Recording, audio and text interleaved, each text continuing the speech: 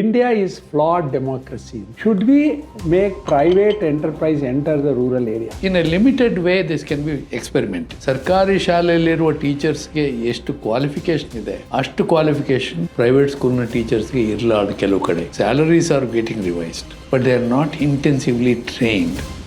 ನಮ್ಮ ತಂದೆಯವರು ನೀನು ವ್ಯವಸಾಯಕ್ಕೆ ಲಾಯಕ್ಕಿಲ್ಲ ಅಂತ ಹೇಳಿದರು. ಪರೀಕ್ಷೆಗೆ ಬರದೆ ಪಾಸ್ ಆಯಿತು. ಯಾವ AS ಕೋಚಿಂಗು ಏನೂ ಇಲ್ಲ, ಯಾವ ಕೋಚಿಂಗ್ ಹೋಗಲಿಲ್ಲ. ಅವಾಗ ಈ ಭ್ರಷ್ಟಾಚಾರ ಅನ್ನೋದು ಇರಲಿಲ್ಲ. ದಕ್ಷತೆಯಿಂದ ಕೆಲಸ ಮಾಡಬೇಕು ಮತ್ತು ನಿಷ್ಪಕ್ಷಪಾತವಾಗಿ ಕೆಲಸ ಮಾಡಬೇಕು, ಯಾವಾಗಲೂ ಅನುಕಂಪದಿಂದ ಕೆಲಸ ಮಾಡಬೇಕು. ಆ ರೀತಿಯ ಒಂದು ಸ್ವಭಾವ ಇತ್ತು. This is the real challenge today. ನಾವು ಒಂದು ಇಂಟರ್ವ್ಯೂ ಮಾಡಿದ್ವಿ, ಒಂದು 800 ಜನ ಬಂದರು ಕೆಲಸಕ್ಕೆ. ಯಾಕ್ರಪ್ಪ ಬಂದ್ರಿ ಅಂದರೆ ಸರ್ ನಾವು MCom BCom ಡಿಗ್ರಿಗಳಿದೆ, ಕೆಲಸ ಇಲ್ಲ, ಅನ್ಎಂಪ್ಲಾಯ್ಮೆಂಟ್ 30-40%. ನನಗೆ ಗೊತ್ತಿರೋರು ಕೆಲವರು ವರ್ಷಕ್ಕೆ 8ರಿಂದ 10 ಕೋಟಿ ಮಾಡ್ತಾರೆ. ಏನಪ್ಪ ನೀನು ಎಷ್ಟು ಟ್ಯಾಕ್ಸ್ ಕಟ್ತೀಯ ಅಂದರೆ 0. ನಮ್ಮ ಪ್ರಕಾರ we are very tolerant people. There is no revolution in India. ಇದೆಲ್ಲ ನೋಡಿ ಅನ್ಯಾಯ ನೋಡಿದ್ರೂ ನಾವು ರೆವಲ್ಯೂಷನ್ ಮಾಡಲ್ಲ.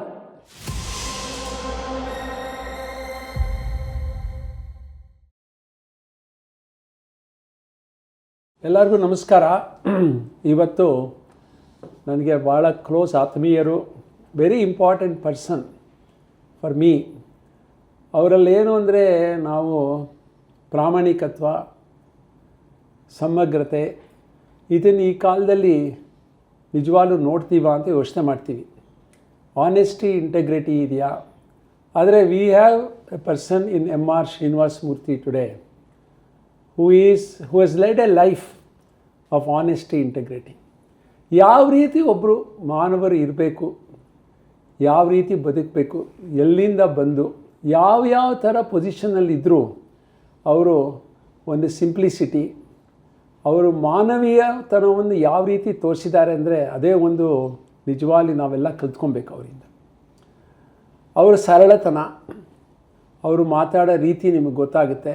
ಮತ್ತು ಅವ್ರು ಏನೇನು ಆಗಿದ್ದರು ಅಂದರೆ ಫೈನಾನ್ಸ್ ಸೆಕ್ರೆಟರಿ ಆಗಿದ್ದರು, ರೂರಲ್ ಇಂಡಿಯಾ ಸೆಕ್ರೆಟರಿ, ರೂರಲ್ ಕರ್ನಾಟಕದಲ್ಲಿ ಸೆಕ್ರೆಟರಿ ಆಗಿದ್ದರು, ಮತ್ತು ಬ್ಯಾಂಗ್ಳೂರು ಸಿಟಿ ಕಾರ್ಪೊರೇಷನ್ ಕಮಿಷನರ್ ಆಗಿದ್ದರು, ಎಲೆಕ್ಷನ್ ಕಮಿಷನರಲ್ಲೂ ಭಾಗವಹಿಸಿದರು.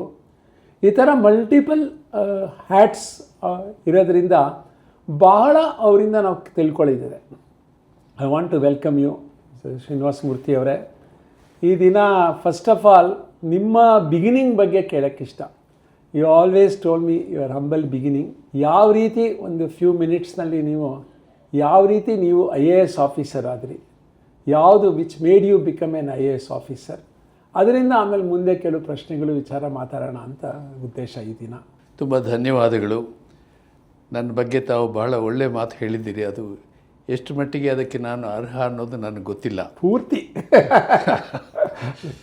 ಆದರೂ ನನ್ನ ಬಗ್ಗೆ ತಾವು ಇಟ್ಟಿರ್ತಕ್ಕಂಥ ಒಂದು ಪ್ರೀತಿಯಿಂದ ಆ ಮಾತು ಹೇಳಿದ್ದೀರಿ ನಾನು ಭಾವಿಸ್ತೇನೆ. ಮೊದಲು ನಾನು IAS ಆಫೀಸರ್ ಹೇಗಾದೆ ಅನ್ನೋದ್ರ ಬಗ್ಗೆ ಹೇಳಬೇಕು ಅಂತೀರಿ. ನಾನು ತಮಗೆ ಗೊತ್ತಿದ್ದ ಹಾಗೆ ಬೆಂಗಳೂರಿನಿಂದ ಒಂದು 80 ಕಿಲೋಮೀಟರ್ ದೂರದಲ್ಲಿ ಇರುವ ಒಂದು ಸಣ್ಣ ಗ್ರಾಮದಲ್ಲಿ ಹುಟ್ಟಿದವನು. ನಾನು ಓದಿದ್ದು ಸಣ್ಣ ಸಣ್ಣ ಗ್ರಾಮಗಳಲ್ಲಿಯೇ. ಹಾಗಾಗಿ SSLC ಆದ ನಂತರವೇ ನಾನು ಬೆಂಗಳೂರಿಗೆ ಬಂದು ಇಲ್ಲಿ ಕಾಲೇಜ್ ಸೇರಿದೆ 1965-66ನೇ ಇಸ್ವಿಯಲ್ಲಿ. ಆವಾಗ ಕಾಲೇಜ್ ವಿದ್ಯಾಭ್ಯಾಸಕ್ಕೆ ಅಲ್ಪ ಸ್ವಲ್ಪ ಹಣ ಖರ್ಚಾಗ್ತಾ ಇತ್ತು. ಬಹುತೇಕ ಉಚಿತ ವಿದ್ಯಾಭ್ಯಾಸ ಇದ್ದರೂ ಸಹ ನಾನು ಒಂದು ಉಚಿತ ವಿದ್ಯಾರ್ಥಿ ನಿಲಯದಲ್ಲಿ ಸೇರಿಕೊಂಡು ಬೆಂಗಳೂರಿನಲ್ಲಿ 1 ವರ್ಷ PUC ವಿದ್ಯಾಭ್ಯಾಸ ಮಾಡಿದೆ. ಆದರೆ ಅಲ್ಲಿಂದ ಮುಂದಕ್ಕೆ BA ಆನರ್ಸ್ ಮಾಡೋದಕ್ಕೆ ಆಗಿನ ಪರಿಸ್ಥಿತಿಯಲ್ಲಿ ನಮ್ಮ ಕುಟುಂಬದವರು ನನ್ನನ್ನು ಬೆಂಬಲಿಸೋದಕ್ಕೆ ಸಾಧ್ಯ ಇರಲಿಲ್ಲ. ಸೊ ನಾನು ಹಳ್ಳಿಗೆ ವಾಪಸ್ ಹೋಗಿ 1 ವರ್ಷ ವ್ಯವಸಾಯ ಮಾಡಿದೆ. ನಿಮ್ಗೆ ಓದೋಕ್ಕೆ ಇಷ್ಟ ಇದ್ರೂ? ಓದೋದಕ್ಕಿದ್ದ ಇಷ್ಟ ಇತ್ತು. PUC ಪಾಸ್ ಮಾಡಿ BA ಆನರ್ಸ್ ಮಾಡಬೇಕಂತ ಸೆಂಟ್ರಲ್ ಕಾಲೇಜ್ನಲ್ಲಿ ಬಹಳ ಆಸೆ ಇತ್ತು. ಅದು ಸಾಧ್ಯ ಆಗಲಿಲ್ಲ. ಯಾವ ವರ್ಷ ಇದು? 66. 1966 ನಾನು ಸೆಂಟ್ರಲ್ ಕಾಲೇಜ್ ಸೇರಬೇಕಾಗಿತ್ತು. ಅಂದರೆ ಈಗ 60 ವರ್ಷದ ಹಿಂದೆ. ವಾಪಸ್ ಹೋಗಿ 1 ವರ್ಷ ನಾನು ವ್ಯವಸಾಯ ಮಾಡೋದಕ್ಕೆ ಪ್ರಯತ್ನ ಮಾಡಿದೆ. ನಮ್ಮ ತಂದೆಯವರು ನೀನು ವ್ಯವಸಾಯಕ್ಕೆ ಲಾಯಕ್ಕಿಲ್ಲ, ಬೆಂಗಳೂರಿನಲ್ಲಿ ಹೋಗಿ ಏನಾದರೂ ಕೆಲಸ ನೋಡ್ಕೊ ಅಂತ ಹೇಳಿದರು. ಅಲ್ಲಿಂದ ಬೆಂಗಳೂರಿಗೆ ಬಂದು ನಾನು PUCವರೆಗೆ ಓದಿದ್ದರಿಂದ ಒಂದು ಖಾಸಗಿ ಶಾಲೆಯಲ್ಲಿ ಅಧ್ಯಾಪಕನಾಗಿ ಸೇರಿಕೊಂಡೆ. ಓ, ಸೇರಿ ಕೆಲವು ದಿವಸ ಅಲ್ಲಿ ಕೆಲಸ ಮಾಡಿದೆ. ನನಗೆ ಬಹಳ, ನಾನು ಹೈಸ್ಕೂಲ್ನಲ್ಲಿ ಓದುವಾಗ ಬಹಳ ಒಳ್ಳೆಯ ಕನ್ನಡ ನನಗೆ ಕಲಿಸಿದ್ರು. ಅದನ್ನು ಯಾರೋ ಒಬ್ಬರು ಪತ್ರಕರ್ತರು ಅಕಸ್ಮಾತ್ ಭೇಟಿಯಾದವರು ನೋಡಿ, ನೀವು ಪತ್ರಿಕೆಯಲ್ಲಿ ಬರೆಯೋದಕ್ಕೆಲ್ಲ ಆಯ್ಕಿದ್ದೀರಿ, ಸ್ಕೂಲ್ ಮಾಸ್ಟರ್ ಕೆಲಸ ಬಿಟ್ಬಿಡಿ ಅಂತ ಹೇಳಿ. ಸ್ಕೂಲಲ್ಲಿ ಏನು ಟೀಚ್ ಮಾಡ್ತಿದ್ರಿ? ನಾನು ಕನ್ನಡ, ಮುಖ್ಯವಾಗಿ ಕನ್ನಡ. ಕನ್ನಡ ಹೈಸ್ಕೂಲ್ನಲ್ಲಿ ಕನ್ನಡ ಪಾಠ ಹೇಳ್ತಾ ಇದ್ದೆ. ಕನ್ನಡ ಕಾವ್ಯ, ಗದ್ಯ ಎಲ್ಲ ಹೇಳ್ತಾ ಇದ್ದೆ, ವ್ಯಾಕರಣ ಎಲ್ಲ ಹೇಳ್ತಾ ಇದ್ದೆ. ಅಲ್ಲಿಂದ ನಾನು ಪತ್ರಿಕೋದ್ಯಮಕ್ಕೆ ಬಂದೆ. ಕೆಲವು ದಿವಸ ಸಣ್ಣ ಪುಟ್ಟ ಪತ್ರಿಕೆ, ದೊಡ್ಡ ಪತ್ರಿಕೆ ಎಲ್ಲಕ್ಕೂ ಬರೆಯೋದಕ್ಕೆ ಪ್ರಾರಂಭ ಮಾಡಿದೆ. ಆವಾಗ ನಾನು ಕೆಲವು ಅಧಿಕಾರಿಗಳನ್ನ ಭೇಟಿ ಮಾಡಬೇಕಾಗಿ ಬಂತು, ರಾಜಕಾರಣಿಗಳನ್ನ ಭೇಟಿ ಮಾಡಬೇಕಾಗಿ ಬಂತು. ನನಗನ್ನಿಸ್ತು, ಈ ಅಧಿಕಾರಿಗಳ ಹಾಗೆ ನಾನು IAS ಪಾಸ್ ಮಾಡ್ಬೋದಾ ಅಂತ ಹೇಳ್ಬಿಟ್ಟು, ಆವಾಗ IAS ಬರಿಬೇಕಂದ್ರೆ BA ಮೊದಲು ಪಾಸ್ ಮಾಡಬೇಕು. ಅದಕ್ಕೆ ನಾನು ಕಾಲೇಜಿಗೆ ಹೋಗೋದಕ್ಕೆ ನನಗೆ ಅವಕಾಶ ಇರಲಿಲ್ಲ. ಆದ್ದರಿಂದ ಪ್ರೈವೇಟ್ ಆಗಿ, ಖಾಸಗಿಯಾಗಿ ನಾನು ಬೆಂಗಳೂರು ವಿಶ್ವವಿದ್ಯಾನಿಲಯದಲ್ಲಿ ಪ್ರತಿ ವರ್ಷವೂ first year BA, second year BA, third year BA ಅಂತ ನಾನು BA ಪಾಸ್ ಮಾಡಿ. ಫುಲ್ ಟೈಮ್ ಆಗಿ? Full time. ಹಾಂ, ಫುಲ್ ಟೈಮ್ ಅಂದರೆ ಎಕ್ಸಾಮ್ ಬರೆಯೋದಷ್ಟೇ, ಪರೀಕ್ಷೆ ಬರೆಯೋದಷ್ಟೇ. ಓಕೆ. ಕ್ಲಾಸಸ್ ಹೋಗ್ತಾ ಇರಲಿಲ್ಲ, ಯಾವ ಕಾಲೇಜಿಗೂ ಹೋಗಲಿಲ್ಲ ನಾನು. Open university? ಆವಾಗ ಹೌದು, ಓಪನ್ ಯೂನಿವರ್ಸಿಟಿ. ಆಗ ಎಕ್ಸ್ಟರ್ನಲ್ ಡಿಗ್ರಿ ಅಂತ ಹೇಳ್ತಿದ್ರು ಅದಕ್ಕೆ, ಓಪನ್ ಅಂತ ಇರಲಿಲ್ಲ. ಸೊ BA ಪಾಸ್ ಆಯಿತು 73ಕ್ಕೆ. ಆಗ ನನಗೆ ಏನಾದರೂ ಮಾಡಿ ಪುನಃ ಕಾಲೇಜ್ ಸೇರಬೇಕು ಅಂತ ಅನ್ನಿಸ್ತು. ಆವಾಗ ಸೆಂಟ್ರಲ್ ಕಾಲೇಜ್ನಲ್ಲಿ ಹೋಗಿ MA ಸೇರಿಕೊಂಡೆ. MA 75ಕ್ಕೆ MA ಪೂರ್ತಿ ಆಯಿತು. ಅವಾಗ ಫುಲ್ ಟೈಮ್ MA ಮಾಡಿದೆ? Full time MA. ಅವಾಗ ಯಾಕೆಂದರೆ ನನಗೆ ಬಹಳ ಆಸೆ. MA ಯಾವ ಲ್ಯಾಂಗ್ವೇಜ್ನಲ್ಲಿ ಮಾಡಿದ್ರಿ? ಇಂಗ್ಲೀಷ್. ನನಗೆ ಇಂಗ್ಲೀಷ್? BA English. ಆವಾಗ ಕನ್ನಡ ಮೀಡಿಯಂ ಬೆಂಗೆ BA ಇರಲಿಲ್ಲ. ಓಕೆ. ಇಂಗ್ಲೀಷಲ್ಲಿ ಮಾಡಿದೆ, ಫಸ್ಟ್ ಕ್ಲಾಸ್ BA ಪಾಸ್ ಆಯಿತು. MA ಫಸ್ಟ್ ರ್ಯಾಂಕ್ ಬಂತು MAಯಲ್ಲಿ. ಆಗ ನಮ್ಮ ಬೆಂಗಳೂರು ಯೂನಿವರ್ಸಿಟಿ. ಯಾವ subject MA? Political science. Political science. So ಆವಾಗ ನಮ್ಮ ಪ್ರೊಫೆಸರ್ ಅವರು, ಇಲ್ಲಿಯೇ ನೀನು ಲೆಕ್ಚರರ್ ಆಗಬೇಕು, MA ಸ್ಟೂಡೆಂಟ್ಸ್ಗೆ ವಿದ್ಯಾಭ್ಯಾಸ ಮಾಡಬೇಕು ಅಂತ ಹೇಳಿದರು. ಬೆಂಗಳೂರು ಯೂನಿವರ್ಸಿಟಿಯಲ್ಲಿ post graduate department of political ಸೈನ್ಸಲ್ಲಿ ಲೆಕ್ಚರರ್ ಆಗಿ ಸೇರಿಕೊಂಡೆ. ಅಷ್ಟೊತ್ತಿಗೆ ನಾನು IASಗೆ ಅಪ್ಲಿಕೇಶನ್ ಕಳಿಸಿಬಿಟ್ಟಿದ್ದೆ. ಕಳಿಸಿರಲಿಲ್ಲ ಅಂತಂದರೆ ನಾನು IAS ಯೋಚನೆ ಮಾಡ್ತಾ ಇರಲಿಲ್ಲ, ಯಾಕೆಂದರೆ ಲೆಕ್ಚರರ್ ಒಳ್ಳೆಯ ಕೆಲಸ ಆಯಿತು. ಆವಾಗ ಅರ್ಧ ವರ್ಷ ನಾನು ಲೆಕ್ಚರರ್ ಕೆಲಸ ಮಾಡೋಷ್ಟೊತ್ತಿಗೆ ಆ ಪರೀಕ್ಷೆ ಬಂತು. ಪರೀಕ್ಷೆಗೆ ಬರೆದೆ, ಪಾಸ್ ಆಯಿತು. ಅಲ್ಲಿಂದ ಯಾವ IAS ಕೋಚಿಂಗು ಏನೂ ಇಲ್ಲ? ಯಾವ ಕೋಚಿಂಗ್ ಹೋಗಲಿಲ್ಲ. ಇವಾಗೆಲ್ಲ ಇದೆಯಲ್ಲ ಕೋಚಿಂಗ್ ಕ್ಲಾಸಸ್, ಇದು ಅವೇ. ಮನೆಯಲ್ಲಿ ನನಗೆ ಓದುವ ಚಟ ಬಹಳ ಇತ್ತು.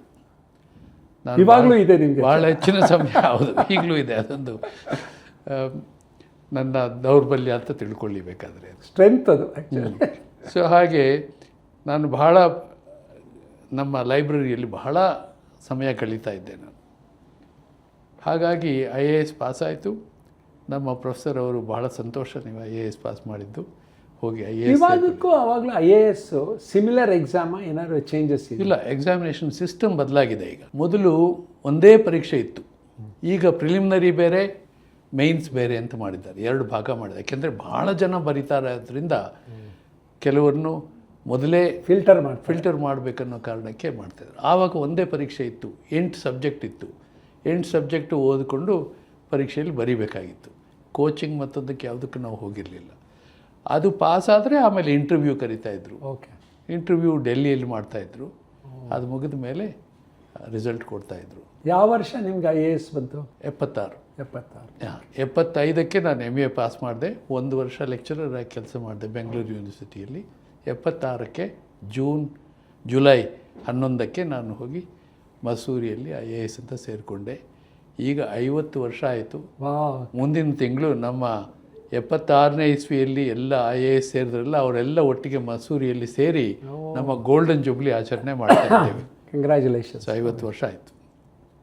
ಹಾಗೆ ಅದು ನನ್ನ ಭಾಳ ಪೂರ್ವಾಶ್ರಮದ ಕಥೆ. ಭಾಳ ಇದಾಗಿದೆ. ಎಲ್ಲರೂ ಎಷ್ಟೋ ಜನ ಇದರಿಂದ ಕಲ್ತ್ಕೊಬೋದು ಯಾವ ರೀತಿ ನೀವು ಡಿಟರ್ಮಿನೇಷನ್, ಅಂದರೆ ಯು ಆರ್ ಏನಾದ್ರು ಆಗಲಿ IAS ಮಾಡಲೇಬೇಕು, ಇದು ಮಾಡಬೇಕು ಅಂತ ಮೊದಲಿಂದ ಒಂದು ಛಲ ಇತ್ತು ನಿಮಗೆ. ಅದಕ್ಕಿಂತಲೂ ಹೆಚ್ಚಾಗಿ ಪ್ರತಿಯೊಂದು ವಿಷಯವನ್ನು ತಿಳ್ಕೊಳ್ಬೇಕು ಅನ್ನೋ ಒಂದು ಆಸಕ್ತಿ. ಅದರಿಂದಾಗಿ IAS ಬರೆಯೋದು ಭಾಳ ಕಷ್ಟವಾಗಲಿಲ್ಲ. Before we go to next topic, ಇದನ್ನು ಇವಾಗ technology, artificial intelligence, technology, how we can use it to help people for higher knowledge and education. Smart phones ಬಂದಿದೆ, ಇದು ಡಿಸ್ಟೆಂಟ್ ಲರ್ನಿಂಗ್ ಇದೆ. Is it something private public partnership ಮಾಡಿ can we develop this for rural areas?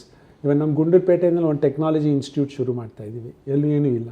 So how can we pilot project ಮಾಡಿ ಇದರಿಂದ across the nation can we bring what we learn today in class room in Bangalore, can same thing be taught there through this? Because ನಮಗೆ ಆ ಥರ ಟೀಚರ್ಸೇ, ಆ ಥರ train ಟೀಚರ್ಸೇ, can we disseminate this information? That's a good point. ಯಾಕೆಂದರೆ ಶಿಕ್ಷಣದ quality improve ಆಗಬೇಕು ಅಂತಂದರೆ ಈ ಥರದ ಇನಿಷಿಯೇಟಿವ್ ಸರ್ಕಾರದಿಂದ ಒಂದು ಕಡೆ ಮಾಡೋಕ್ಕೆ ಹೋದರೆ ಬೇರೆಯವರೆಲ್ಲ ಹೇಳ್ತಾರೆ ನಮ್ಮ ಊರಲ್ಲಿ ಮಾಡಲಿಲ್ಲ, ನಿಮ್ಮ ಊರಲ್ಲಿ ಮಾಡ್ತಾ ಇದ್ದಾರೆ ಅಂತ. ಪ್ರೈವೇಟ್ ಜನರಿಗೆ ಖಾಸಗಿಯಾಗಿ ನಾವು ಒಂದು ಸ್ಕೂಲ್ನ ಅಡಾಪ್ಟ್ ಮಾಡಿಕೊಂಡು ಇಲ್ಲಿ ನಾವು ಇದೆಲ್ಲ ಮಾಡ್ತೀವಿ ಅಂತಂದರೆ ಯಾರೂ ಅಡ್ಡ ಬರೋದಿಲ್ಲ. ಇಂಥ ಒಂದು ಮಾದರಿಯನ್ನು ನಾವು ಸೃಷ್ಟಿ ಮಾಡೋದು ಭಾಳ ಮುಖ್ಯ.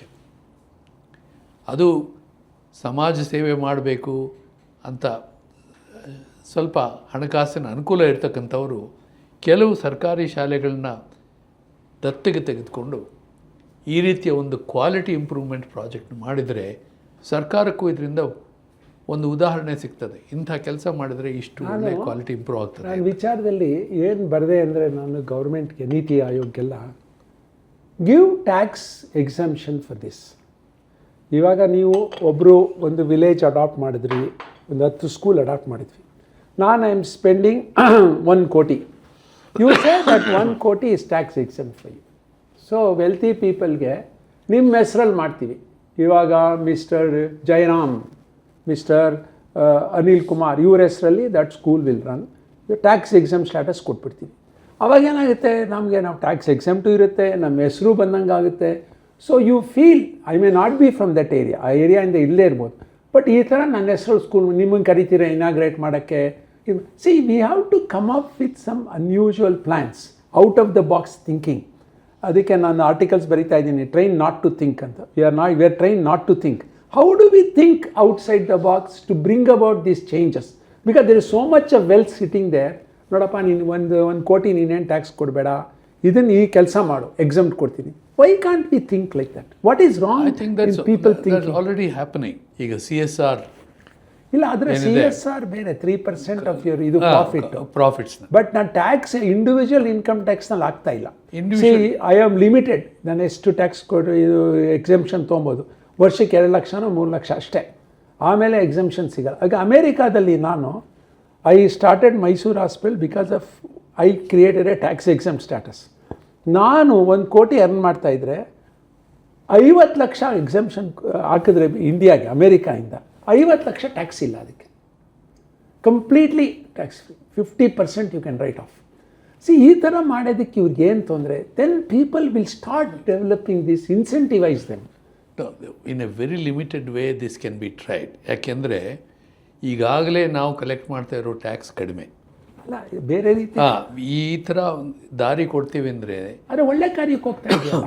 ಒಳ್ಳೆ ಕಾರ್ಯ ಅಂಥೇಳಿ ಹೆಸರು, ಯಾವ ಕಾರ್ಯ ಆಗ್ತದೆ ಅಂತ ಹೇಳೋದು ಭಾಳ ಕಷ್ಟ. ಮಾಡಬೇಕು. ಅದರಿಂದಾಗಿ there are limits to all, but in a limited way this can be experiment ಅಲ್ವಾ? ಎಕ್ಸ್ಪೆರಿಮೆಂಟ್. ಈಗ ನೋಡಿ, ನಮ್ಮ ಊರಿನಲ್ಲೇ ಅಸೀಂ ಪ್ರೇಮ್ಜಿ ಅವರು ಬೇಕಾದಷ್ಟು ಸೋಷಿಯಲ್ ವರ್ಕ್ ಮಾಡ್ತಾ ಇದ್ದಾರೆ, ಪರ್ಟಿಕ್ಯುಲರ್ಲಿ ಇನ್ ಎಜುಕೇಷನ್. ಹೌದು, ಭಾಳ ಯೂನಿವರ್ಸಿಟಿ ಮಾಡಿ. So mainly for the sake of educational improvement in rural areas, this can be a good proposal. If you spend up to let's say ಒಂದು ಲಿಮಿಟ್ ಹಾಕಿ, don't give 100 crores exemption, up to let's say 1 crore if you are spending on a particular school, okay that's exempt. ಆ ರೀತಿ ಹೇಳಲಿಕ್ಕೆ ಸಾಧ್ಯ ಇದೆ. It's a good suggestion. ನಮ್ಮ ಹಳ್ಳಿಯಲ್ಲಿ ನಾನು ನೋಡ್ತೀನಿ, ಮೊದಲು ಚಿಕ್ಕ ಮಕ್ಕಳು ಸಹ ಕೂಲಿಗೆ ಹೋಗಿ ಕೆಲಸ ಮಾಡ್ತಕ್ಕಂಥ ಪರಿಸ್ಥಿತಿ ಇತ್ತು. ಈಗ ಯಾವ ಮಗು ಸಹ ಕೂಲಿ ಮಾಡೋದಿಲ್ಲ. ತಂದೆ ತಾಯಿಗಳು, ಎಷ್ಟೋ ಜನ ಕೂಲಿ ಮಾಡ್ತಕ್ಕಂಥ ತಂದೆ ತಾಯಿಗಳು ತಮ್ಮ ಮಕ್ಕಳನ್ನು ಶಾಲೆಗೆ ಕಳಿಸೋದಷ್ಟೇ ಅಲ್ಲ, ಕಾಲೇಜಿಗೆ ಕಳಿಸಿ ವಿದ್ಯಾಭ್ಯಾಸ ಮಾಡಿಸಿ ಮುಂದಕ್ಕೆ ಕಳಿಸ್ತಾ ಇದ್ದಾರೆ. ಆ ಚೈತನ್ಯ ಅವ್ರಿಗೆ ಬಂದಿದೆ ಇವತ್ತು. ಅದು ಚೈತನ್ಯ ಬಂದಿದೆ. ಆದರೆ ಆ ಸ್ಕೂಲ್ಗಳಲ್ಲಿ ಓದೋರು, ನಾವು ಒಂದು ಇಂಟರ್ವ್ಯೂ ಮಾಡಿದ್ವಿ, ಆಲ್ಮೋಸ್ಟ್ ಒಂದು 800 ಜನ ಬಂದರು ಕೆಲಸಕ್ಕೆ. ಯಾಕ್ರಪ್ಪ ಬಂದ್ರಿ ಅಂದರೆ, ಸರ್ ನಾವು MCOM BCOM ಡಿಗ್ರಿಗಳಿದೆ, ಕೆಲಸ ಇಲ್ಲ, ಅನ್ಎಂಪ್ಲಾಯ್ಮೆಂಟ್ 30-40%. ಸಿ ಆಲ್ಸೋ ಅವ್ರು ಏನಾಗಿದೆ ಅಂದರೆ education level is different in Gundlupet correct compared to Mysuru or Bangalore. ನಿಜ, ಅದು ನಿಜ. So they are not competitive. ನಿಜ. ಸೊ ಇದನ್ನ ಡಿಗ್ರಿ ಇದ್ರೂ ಯೂಸ್ಲೆಸ್ ಡಿಗ್ರಿ ಆಗಿದೆ. ನಿಜ. ಅದರ ಸುಧಾರಣೆ ಆಗಬೇಕೀಗ. ಮೊದಲು 100 ವರ್ಷದ ಹಿಂದೆ ನಮ್ಮ ಮೈಸೂರು ಸ್ಟೇಟ್ನಲ್ಲಿ ಪ್ರೋಗ್ರೆಸಿವ್ ಸ್ಟೇಟ್ ಅಂತ, ಬಹಳ ಪ್ರಗತಿಪರವಾಗಿರ್ತಕ್ಕಂಥ ರಾಜರು ಇರ್ತಕ್ಕಂಥ ಒಂದು ರಾಜ್ಯ ಇದು. ಇದರಲ್ಲೇನೆ 10% ಮಾತ್ರ ಅಕ್ಷರಸ್ಥರಿದ್ದರು. ಹೌದು. ಸರ್ ಎಂ ವಿಶ್ವೇಶ್ವರಯ್ಯನವರು ದಿವಾನರಾಗಿದ್ದಾಗ ಈ ವಿಷಯವನ್ನು ಬಹಳ ದೊಡ್ಡದಾಗಿ ಪ್ರಸ್ತಾಪ ಮಾಡಿ ಎಲ್ಲ ಕಡೆ ಶಿಕ್ಷಣ ಕೊಡಬೇಕು ಅಂತೇಳಿ ಪ್ರಯತ್ನ ಮಾಡ್ತಿದ್ರು. ಈಗ ಶಿಕ್ಷಣ ಎಲ್ಲರಿಗೂ ಸಿಕ್ಕಿದೆ, ಆದರೆ ಒಳ್ಳೆಯ ಶಿಕ್ಷಣ ಎಲ್ಲರಿಗೂ ಸಿಕ್ಕಿದೆ ಅನ್ನೋ ಪ್ರಶ್ನೆ ಇಲ್ಲ. ಶಿಕ್ಷಣ ಇದೆ, ಆದರೆ ಒಳ್ಳೆಯ ಶಿಕ್ಷಣ ಕೆಲವರಿಗೆ ಮಾತ್ರ ಸಿಕ್ಕೋದಕ್ಕೆ ಸಾಧ್ಯ ಆಗ್ತಾ ಇದೆ. ಅದು ಆ ಪ್ರಯತ್ನ ಈಗ ನಡಿಬೇಕು. We have to bring equality among the. Now they are getting literate, but they are not getting properly educated. They are not properly getting trained. It leads to ಒಂಥರ ಫ್ರಸ್ಟ್ರೇಷನ್. ಹೌದು, ನಿಜ. ನನಗಿಲ್ಲ, ಆ್ಯಂಡ್ ದೇ ವಿಲ್ ರಿವೋಲ್ಟಿಂಗು, ಯಾತಕ್ಕೆ ನನಗೆ ಕೆಲಸ ಇಲ್ಲ, unemployed, and it is used by the system, also misused by. This is the real challenge today. ಇವತ್ತು ಇರ್ತಕ್ಕಂಥ ನಮ್ಮ ದೇಶದ ಸವಾಲು ಏನಂದರೆ, ಇಷ್ಟು ವಿದ್ಯಾಭ್ಯಾಸ ಪಡ್ಕೊಂಡಿರ್ತಕ್ಕಂಥ ಯುವಕರಿಗೆ, ಯುವತಿಯರಿಗೆ ಅವರಿಗೆ ನ್ಯಾಯವಾಗಿರ್ತಕ್ಕಂಥ ಒಂದು ಉದ್ಯೋಗ ಸಿಗಬೇಕು, ಅವರಿಗೆ ತಕ್ಕದಾಗಿರ್ತಕ್ಕಂಥ ಸರಿಯಾದ ಉದ್ಯೋಗ ಅವಕಾಶ ಸಿಗಬೇಕು. ಅಂಥದ್ರಲ್ಲಿ ಸ್ವಲ್ಪ ಕೊರತೆ ಇದೆ. ಯಾಕೆಂದರೆ ನಾವು ನಮ್ಮ ದೇಶದ ಆರ್ಥಿಕ ಪ್ರಗತಿಯನ್ನು ಬಹಳ ಮಟ್ಟಿಗೆ ಕೈಗಾರಿಕಾ ಕ್ಷೇತ್ರದಿಂದ ಹೊರಗೆ ಸಾಧಿಸ್ತಾ ಇದ್ದೇವೆ. ಸೇವಾ ಕ್ಷೇತ್ರಗಳು, ಸರ್ವೀಸಸ್ ಸ್ಟೇಟ್, ಆ ಸರ್ವೀಸಸ್ ಸೆಕ್ಟರ್. ಆಮೇಲಿಂದ ಈಗ ನಮ್ಮ ದೇಶದಲ್ಲಿ ಸುಮಾರು 61 ಕೋಟಿ ಜನ ಕೆಲಸ ಮಾಡೋರಿದ್ದಾರೆ ಅಂತ ಎಸ್ಟಿಮೇಟ್. ಅದರಲ್ಲಿ 45% ಜನ ವ್ಯವಸಾಯದಲ್ಲಿದ್ದಾರೆ ಮತ್ತು ಕೇವಲ ಒಂದು 10-15 ಕೋಟಿ ಜನ ಮಾತ್ರ ಉದ್ಯೋಗದಲ್ಲಿ ಕೈಗಾರಿಕೆಯಲ್ಲಿ ಕೆಲಸ ಮಾಡ್ತಾರೆ. ಬಾಕಿ ಎಲ್ಲ ಜನವು ಸರ್ವೀಸಸ್ ಸೆಕ್ಟರ್ನಲ್ಲಿದ್ದಾರೆ. ಈ ಸರ್ವೀಸಸ್ ಸೆಕ್ಟರ್ನಲ್ಲಿಯೂ ಸಹ ಆರ್ಗನೈಸ್ಡ್ ಸೆಕ್ಟರ್ ಇಲ್ಲ, ಅನ್ಆರ್ಗನೈಸ್ಡ್ ಸೆಕ್ಟರ್ ಇದೆ. ಇದರಿಂದಾಗಿ ನಮ್ಮ ಬಹಳ ದೊಡ್ಡ ಸವಾಲು ಏನಂತಂದರೆ, ಪ್ರತಿಯೊಬ್ಬರಿಗೂ ಉದ್ಯೋಗ ಅಷ್ಟೇ ಕೊಡೋದಲ್ಲ, ಉದ್ಯೋಗ ಒಂದು ಆರ್ಗನೈಸ್ಡ್ ಸೆಕ್ಟರ್ನಲ್ಲಿ ಉದ್ಯೋಗ ಕೊಡೋದಕ್ಕೆ ಏನು ಪ್ರಯತ್ನ ಮಾಡಬೇಕು, ಎಂಥ ಕೈಗಾರಿಕೆಗಳನ್ನು ನಾವು ಬೆಳೆಸಬೇಕು. ದುರದೃಷ್ಟವಶಾತ್ ನಾವು ಬೇರೆ ಕಡೆಯಿಂದ ಬಂದಿರೋ ಟೆಕ್ನಾಲಜಿ ಎಲ್ಲ ಲೇಬರ್ ಇಂಟೆನ್ಸಿವ್ ಟೆಕ್ನಾಲಜಿ ಅಲ್ಲ, ಹೆಚ್ಚು ಉದ್ಯೋಗ ಕೊಡೋ ಟೆಕ್ನಾಲಜಿ ಅಲ್ಲ, ಹೆಚ್ಚು ಆದಾಯ ಕೊಡೋ ಟೆಕ್ನಾಲಜಿ ಇರ್ಬೋದು, ಲಾಭ ಕೊಡೋ ಟೆಕ್ನಾಲಜಿ ಇರ್ಬೋದು, ಆದರೆ ಉದ್ಯೋಗ ಅವಕಾಶಗಳು ಕಡಿಮೆ ಆಗ್ತದೆ. ಇವಾಗ ಅದಕ್ಕೆ ವಿಶೇಷ ಗಮನ ಕೊಡಬೇಕು. ಏನು ಇವಾಗ ಸೊಲ್ಯೂಷನ್? ಇವಾಗ ನಾವು ಚೈನಾ ನೋಡ್ತೀವಿ. ಚೈನಾ 1990ನಲ್ಲಿ India China more or less same level ಇತ್ತು. China took off. Today it is second super power ಅಂತೀವಿ. ಆಲ್ಮೋಸ್ಟ್ ಇದು ಎಲ್ಲ ಇಂಪ್ರೂವ್ ಆಗಿದೆ. ಪರ್ ಕ್ಯಾಪಿಟ ಇನ್ಕಮ್, ಈವನ್ ಆರೋಗ್ಯದ ಬಗ್ಗೆ ಹೌ ಮಚ್ ದೇ ಸ್ಪೆಂಡ್. ನಾವು ಸ್ಪೆಂಡ್ ಮಾಡೋದು ಸುಮಾರು ಒಬ್ಬ ಪರ್ಸನ್ಗೆ $80, ಅಂದರೆ ನಾವು ನಾಟ್ ಈವನ್ $100. ನಾವು ಸುಮಾರು 6,000 ರೂಪಾಯಿ ಚೈನಾ 10ರಷ್ಟು ಸ್ಪೆಂಡ್ ಮಾಡ್ತಾ ಇದೆ. ಅಮೇರಿಕಾ ಆಫ್ಕೋರ್ಸ್ $19,000, ಸುಮಾರು 20 ಲಕ್ಷದ ಮೇಲೆ ಖರ್ಚು ಮಾಡ್ತಾ ಇದೆ. ಯುರೋಪ್ ಎಲ್ಲ 10 ಲಕ್ಷ ಖರ್ಚು ಮಾಡ್ತಾ ಇದೆ. ಈ ಥರ ಎಜುಕೇಷನ್ ಮೇಲೂ ನಾವು ಅಷ್ಟು ಖರ್ಚು ಮಾಡ್ತಿಲ್ಲ. ನಮ್ಮದು ಪರ್ಸೆಂಟೇಜ್ ಆಫ್ GDP ತಮಗೆ ಗೊತ್ತು, is about 1.5% for health care, 1.5% ಇದು. ಆಮೇಲೆ ಇದಕ್ಕೆ ಕಾಂಪ್ಲಿಕೇಟೆಡ್ ಟ್ಯಾಕ್ಸ್ ಪೇಯರ್ಸೂ 1-2% ಅಷ್ಟೇ ಕೊಡೋದು, ಇನ್ಕಮ್ ಟ್ಯಾಕ್ಸ್. ಇದಕ್ಕೆ suppose you are in power, ನೀವು ಅಂದ್ಕೊಳ್ಳಿ, ವಾಟ್ ವುಡ್ ನೀವೇನು ಮಾಡ್ತೀರಾ ಇವಾಗ? What is a solution for this to bring parity? ಎಜುಕೇಷನ್ನೇ ಆಗಲಿ, ಹೆಲ್ತ್ ಕೇರೇ ಆಗಲಿ, tax, how would you formulate in your thing? How would you bring a change? ಯಾವ ರೀತಿ ತರಬೇಕು? ಶಿಕ್ಷಣ, ಎಜುಕೇಷನ್ ವಿಷಯ ಬಂದಾಗ quality education is the most important thing. ಅದಕ್ಕೆ we need to train teachers very intensively. ಆ ಕೆಲಸ ದುರದೃಷ್ಟವಶಾತ್ ಆಗ್ತಾಯಿಲ್ಲ. ಪ್ರತಿ 5 ವರ್ಷಕ್ಕೊಂದ್ಸಲ ನಾವು ಶಿಕ್ಷಕರ ವೇತನ ಹೆಚ್ಚು ಮಾಡ್ತಾ ಹೋಗ್ತೇವೆ. Salaries are getting revised, but they are not intensively trained, particularly in rural areas. ಹಳ್ಳಿ ಪ್ರದೇಶದಲ್ಲಿರ್ತಕ್ಕಂಥವ್ರಿಗೆ ಗ್ರಾಮಾಂತರ ಪ್ರದೇಶದಲ್ಲಿ ಇರ್ತಕ್ಕಂಥ ಶಿಕ್ಷಕರ ಬಗ್ಗೆ, ಅವರ ಕ್ವಾಲಿಟಿ ಬಗ್ಗೆ ಇನ್ನೂ ಹೆಚ್ಚು ಒತ್ತು ಕೊಡಬೇಕು. ಇವಾಗ ಟೀಚರ್ಸ್ ಟ್ರೈನಿಂಗ್ ಕಾಲೇಜಸ್ ಇದೆ, ಎಲ್ಲ ಇದೆ. ಏನು ಇದರಲ್ಲಿ ಹುಡುಕು? What is wrong in this system? ನಮ್ಮ ಎಲ್ಲ ಕ್ವಾಂಟಿಟಿ ಮೇಲೆ ಹೆಚ್ಚು ಜನ ಪಾಸ್ ಆಗಬೇಕು, ಹೆಚ್ಚು ಜನ ಉದ್ಯೋಗ ಕೊಡಬೇಕು ಅಂತ ಹೇಳಿ ಟೀಚರ್ಸ್ನ ಎಲ್ಲ ಕಡೆ ಸಾಕಷ್ಟು ಜನ, ಕರ್ನಾಟಕದಲ್ಲಿ ತೆಗೆದುಕೊಂಡ್ರೆ ಸಾಕಷ್ಟು ಜನ ಶಿಕ್ಷಕರನ್ನ ಅಪಾಯಿಂಟ್ ಮಾಡಿದ್ದಾರೆ, ಇನ್ನೂ ಅಪಾಯಿಂಟ್ ಮಾಡಬೇಕಾಗಿದೆ. ಗೆಸ್ಟ್ ಟೀಚರ್ಸ್ ಅಂತೇಳಿ ತಗೊಂಡಿದ್ದಾರೆ. ಆದರೆ ಅವರಿಗೆ ಬೇಕಾಗಿರ್ತಕ್ಕಂಥ ಒಂದು ಇಂಟೆನ್ಸಿವ್ ಟ್ರೈನಿಂಗ್, ಎರಡನೇದು ಮಾನಿಟ್ರಿಂಗ್ ಆಫ್ ದೇರ್ ವರ್ಕ್, ಆ ಕೆಲಸ ಅವರು ಸರಿಯಾಗಿ ಮಾಡ್ತಾ ಇದ್ದಾರೆ. ಮೂರನೇದು ಮಾನಿಟ್ರಿಂಗ್ ದಿ ಕ್ವಾಲಿಟಿ ಅಚೀವ್ಡ್. ಈಗ 10ನೇ ಕ್ಲಾಸ್ನವರೆಗೆ ಎಕ್ಸಾಮಿನೇಷನ್ಸ್ ಇಲ್ಲ. ಹೌದು, ಮೊದಲು 8ನೇ ಕ್ಲಾಸ್ಗೂ ಸಹ ಪಬ್ಲಿಕ್ ಎಕ್ಸಾಮಿನೇಷನ್ ಮಾಡ್ತಾಯಿದ್ರು, ಈಗ 10ನೇ ಕ್ಲಾಸ್ವರೆಗೆ ಇಲ್ಲ. ಕ್ವಾಲಿಟಿ ಮಾನಿಟ್ರಿಂಗ್ ಬಹಳ ಅಪರೂಪ ಆಗ್ತಾಯಿದೆ. ಇದರಿಂದಾಗಿ ಶಿಕ್ಷಣದಲ್ಲಿ ಕ್ವಾಲಿಟಿಗೆ ಮಾನಿಟ್ರಿಂಗ್ ಮಾಡಬೇಕು, ಶಿಕ್ಷಕರಿಗೆ ಹೆಚ್ಚು ಟ್ರೈನಿಂಗ್ ಕೊಡಬೇಕು, ಮತ್ತು ಶಾಲೆಗಳಲ್ಲಿ ಹೆಚ್ಚು ಇನ್ನೂ ಬೇಕಾಗಿರ್ತಕ್ಕಂಥ ಎಕ್ವಿಪ್ಮೆಂಟ್ ಕೊಡಬೇಕು. ಈಗ ನೋಡಿ, ಹಳ್ಳಿ ಶಾಲೆಗಳಲ್ಲಿ ಕೆಲವು ಸಲ 10-20 ಅಷ್ಟೇ ಸ್ಟೂಡೆಂಟ್ಸ್ ಇರ್ತಾರೆ, ಒಟ್ಟಿಗೆ ಸೇರಿಸ್ಬಿಟ್ಟು. ಈಗ ನಮ್ಮ ರಾಜ್ಯದಲ್ಲಂತೂ ಅಂಥ ಶಾಲೆಗಳನ್ನೆಲ್ಲ ಒಟ್ಟಿಗೆ ಸೇರಿಸ್ತಕ್ಕಂಥ ಒಂದು ಕೆಲಸ ಮಾಡ್ತೀವಿ ಅಂತ ಹೇಳ್ತಾ ಇದ್ದಾರೆ.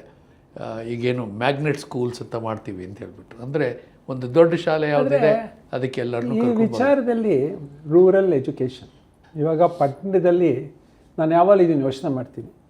ನಮ್ಮ ಬೆಂಗಳೂರು ಸಿಟಿನಲ್ಲಿ ಗೌರ್ಮೆಂಟ್ ಕಾಲೇಜ್ ಎಲ್ಲಿದೆ, ಗೌರ್ಮೆಂಟ್ ಸ್ಕೂಲ್ ಎಲ್ಲಿದೆ ಅಂತ ನನಗೆ ಗೊತ್ತಿರಲ್ಲ. ನಮ್ಮ ಕೆಲಸ ಮಾಡೋರೇ ಇರ್ಬೋದು, ಯಾವ ಲೆವೆಲ್ಸ್ ಕೇಳಿದ್ರು ಇಲ್ಲ ನಾನು ನನ್ನ ಮಗನ ಕಾನ್ವೆಂಟ್ ಕಳಿಸ್ತೀನಿ, ಪ್ರೈವೇಟ್ ಸ್ಕೂಲಿಗೆ ಕಳಿಸ್ತೀನಿ ಅಂತಾರೆ, ಇಷ್ಟು ಕೊಡ್ತೀನಿ. ಇದು ಈಸ್ ಇಟ್ ಟೈಮ್? ಒಂದು ಸಿಸ್ಟಮ್ ಇದೆ ಅಮೇರಿಕಾ, ಕೆಲವು ಕಡೆ ಎಲ್ಲ ವೋಚರ್ ಸಿಸ್ಟಮ್ನಲ್ಲಿ. Should we make private enterprise enter the rural area penetrate ಮಾಡೋಕ್ಕೆ? ಪ್ರೈವೇಟ್ನವ್ರಿಗೆ ಒಂದು ಇನ್ಸೆಂಟಿವ್ ಕೊಟ್ಟು, ಇವಾಗ ಹೆಂಗೆ ಎಷ್ಟೋ ಹೆಲ್ತ್ ಕೇರ್ ಆಗಿದೆ ಹಾಸ್ಪಿಟಲ್ಸ್ಗಳ, ಆ ಥರ ಪ್ರೈವೇಟ್ನವ್ರಿಗೂ ನಾವು ರೂರಲ್ ಏರಿಯಾದಲ್ಲಿ ಸ್ಕೂಲ್ಸ್ ಮಾಡಿ ಎನ್ಕರೇಜ್ ಮಾಡಿ ನಾವು ಮಾನಿಟರ್ ಮಾಡ್ತೀವಿ, are you doing the right thing, teaching. So ಆವಾಗ ಪ್ಯಾರಿಟಿ ಬರೋಕ್ಕೆ ಸಾಧ್ಯನಾ ಅಂತ. As government failed in rural education, so should they hand over to the private or try an experiment, pilot project. ಇವಾಗ ಒಂದೆರಡು district ತೊಗೊಂಡು lettuce try here, ಏನಾಗುತ್ತೆ ಅಂತ ಮಾಡೋ ಸಮಯ ಬಂದಿದೆಯಾ? That's one possibility. ಈಗ ಹಲವಾರು ಹಳ್ಳಿಗಳಲ್ಲಿ ಈಗ ಖಾಸಗಿ ಶಾಲೆಗಳು ಸಹ ಬರ್ತಾ ಇವೆ, ಖಾಸಗಿ ಕಾಲೇಜುಗಳು ಬಂದಿದೆ, ಸಣ್ಣ ಪುಟ್ಟ. ಹೌದು, ಪಟ್ಟಣ, ಈಗ ಚಿಕ್ಕಬಳ್ಳಾಪುರ, ದೊಡ್ಡಬಳ್ಳಾಪುರ, ಕಾನ್ವೆಂಟ್ಸು ಎಲ್ಲ ಬರ್ತಾ ಇವೆ. ಈಗ ಸ್ವಲ್ಪ ಹೆಚ್ಚು ಆದಾಯ ಇರ್ತಕ್ಕಂಥವ್ರು ಮತ್ತು ಹೆಚ್ಚು ಆದಾಯ ಇಲ್ಲದೇ ಇರೋರು ಸಹ ಕಷ್ಟಪಟ್ಟು ಮಕ್ಕಳನ್ನಲ್ಲಿ ಕಳಿಸ್ತಾ ಇದ್ದಾರೆ. ಒಂದು ವಿಚಾರ ಮುಖ್ಯವಾಗಿ ಅಂದರೆ, ಸರ್ಕಾರಿ ಶಾಲೆಯಲ್ಲಿರುವ ಟೀಚರ್ಸ್ಗೆ ಎಷ್ಟು ಕ್ವಾಲಿಫಿಕೇಷನ್ ಇದೆ ಅಷ್ಟು ಕ್ವಾಲಿಫಿಕೇಷನ್ ಪ್ರೈವೇಟ್ ಸ್ಕೂಲ್ನ ಟೀಚರ್ಸ್ಗೆ ಇರಲಾರ್ದು. ಕೆಲವು ಕಡೆ ಸರ್ಕಾರದ ಶಾಲೆಗಳಲ್ಲಿ ಕೊಡ್ತಕ್ಕಂಥ ಸಂಬಳ ಸಾರಿಗೆ ಏನಿದೆ ಅಷ್ಟು ಪ್ರೈವೇಟ್ ಸ್ಕೂಲ್ನಲ್ಲಿ ಗೌರ್ಮೆಂಟ್ ಏಡೆಡ್ ಸ್ಕೂಲ್ಸ್ ಇದೆಯಲ್ಲ, ಆದರೂ ಕ್ವಾಲಿಟಿ ಅಲ್ಲಿ ಚೆನ್ನಾಗಿದೆ ಅಂತ. ಅಲ್ಲಿ ಏಡೆಡ್ ಸ್ಕೂಲ್ಸ್ ಬೇರೆ ಇದೆ, that is good. Aided schools ಯಾಕೆಂದರೆ ಅಲ್ಲಿ ಮುಖ್ಯವಾಗಿ ಒಂದು ಪ್ರೈವೇಟ್ ಎಂಟರ್ಪ್ರೈಸ್ನಲ್ಲಿ ಖಾಸಗಿಯವ್ರು ನಡೆಸುವಾಗ ಏನಂದರೆ, ಒಳ್ಳೆ ಕ್ವಾಲಿಟಿ ಕೊಡ್ತಾ ಇದ್ದೀವಿ, ಶಿಕ್ಷಣ ಕೊಡ್ತಾ ಇದ್ದೀವಿ ಅನ್ನೋ ಭಾವನೆ ಜನರಿಗೆ ಬರದೇ ಹೋದರೆ ನಮ್ಮ ಶಾಲೆಗೆ ಯಾರೂ ಬರೋದಿಲ್ಲ ಅನ್ನೋ ಒಂದು ಡ್ರೈವಿಂಗ್ ಫೋರ್ಸ್ ಅದು ಮುಖ್ಯವಾದ ಒಂದು ಕಾರಣ. ಅವರು ಕ್ವಾಲಿಟಿಗೆ ವಿಶೇಷವಾದ ಒತ್ತು ಕೊಡಲೇಬೇಕಾಗ್ತದೆ. ಸರ್ಕಾರಿ ಶಾಲೆಯಲ್ಲಿ ಆ ರೀತಿಯ ಒಂದು ವಾತಾವರಣ ನಾವು ಕ್ರಿಯೇಟ್ ಮಾಡಬೇಕು.